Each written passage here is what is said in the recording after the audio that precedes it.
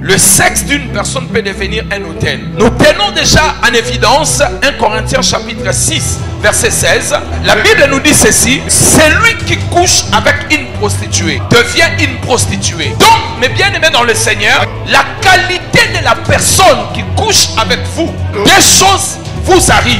Vous recevez des choses. La première des choses, la qualité spirituelle de la vie de cette personne.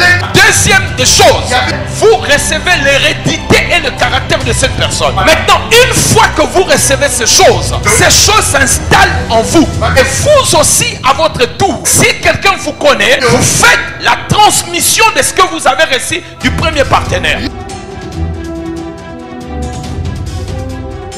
Vous devez savoir, il y a des matrices, il y a des sexes qui sont dangereux. Une fois que vous entrez, vous laisserez votre lumière. Vous ne sortirez pas avec votre lumière. Vous étiez Samson, vous entrez, vous sortez, vous n'avez plus de cheveux. Même quand les cheveux vont repousser, mais tu restes avec le spirituel. Samson, les cheveux ont commencé à repousser, mais il est mort avec le spirituel. Il vous faut le discernement. Étudiez la personne. Prenez le temps de le connaître spirituellement avant de lâcher votre vie.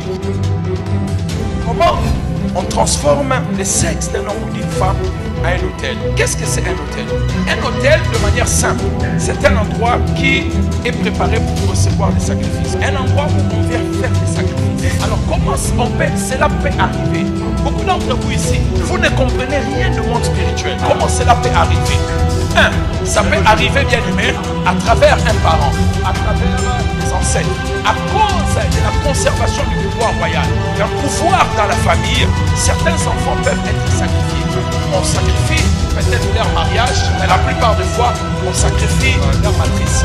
Ça veut dire que toutes ces femmes-là n'auront pas d'enfants. À chaque fois qu'elles tomberont enceintes, les enfants vont mourir et le sang qui va couler, ça va couler sur la matrice, qui est l'autel de la famille, afin que la famille garde encore le pouvoir. Écoutez-moi très bien. Si vous faites trop de fausses couches, il faut faire très attention. Si tu as fait beaucoup de fausses couches, arrête-toi, commence à chercher dans la prière. Une autre manière qu'on utilise, on fait de votre sexe un hôtel, c'est un homme qui crie partout qu'il vous aime. Alors que vous avez un âge avancé, vous cherchez un enfant, dès que vous tombez enceinte, l'homme dit je ne veux pas d'enfant. Il te donne assez d'argent, il dit va avorter. Et tu constates qu'à chaque fois que tu avortes, c'est comme si cet homme avance dans la vie. Les bébés que tu es en train d'avorter, ce sont des sacrifices que tu mets sur l'autel de ta matrice. Et chaque sang qui coule, ça le fait monter spirituellement. Faites très attention, frères et sœurs. Est-ce que vous vivez ce genre de choses? Vous avez une sœur, une parente qui vit ce genre de choses. Chaque fois qu'elle tombe enceinte, elle perd la grossesse. Est-ce qu'on peut me donner la raison pourquoi elle perd la grossesse? Et cela est arrivé 4 fois, 5 fois, 7 fois.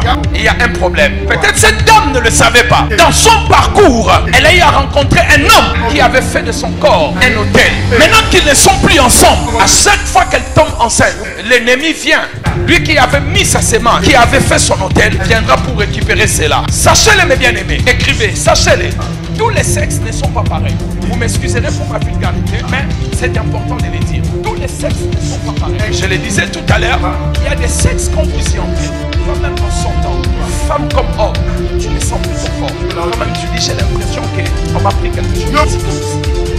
Je ne suis plus moi. Tu ne te trompes pas. On t'a pris quelque chose. Est-ce que vous ne connaissez pas les gens? Vous ne dormez pas avec les gens. Il y a même des gens qui dorment dans la même chambre. Mais la femme ne sait pas que son mari est un féticheur. Alors c'est lui qui vient te chercher, qui passe 2 heures et 3 heures avec toi. Avant de commencer à prêcher, on m'a envoyé une vidéo, certainement vous l'avez vue. Une jeune fille qu'on a amenée à l'hôtel. Qui n'a pas vu ça? Vous l'avez vu, n'est-ce pas? Sur Facebook.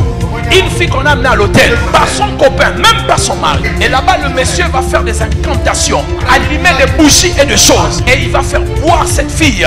Et pendant qu'elle dormait, lui, il a fait des incantations. Il a pris, il est parti. C'est fini pour cette fille. À moins qu'elle vienne la sauver. Mais sinon, c'est fini.